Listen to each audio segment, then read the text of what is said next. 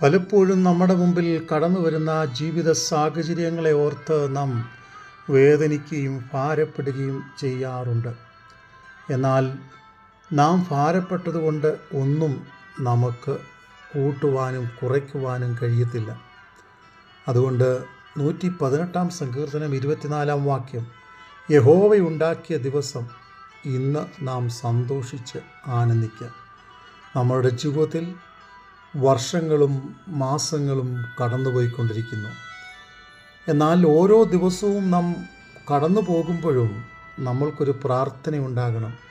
ദൈവമേ, നിൻ്റെ സാന്നിധ്യം എന്നോടുകൂടെ പോരുന്നില്ലെങ്കിൽ, കർത്താവേ, എന്നെ മുൻപോട്ട് നടത്തരുതേ.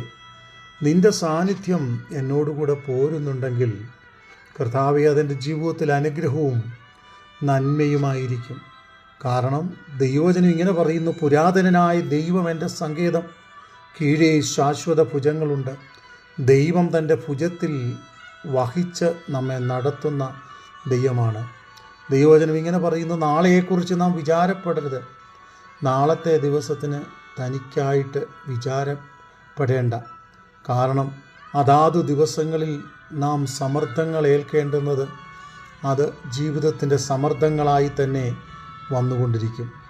ഓരോ ദിവസത്തിനും പ്രത്യേകം സൂര്യോദയവും സൂര്യാസ്തമനവും ഉള്ളതുപോലെ തന്നെ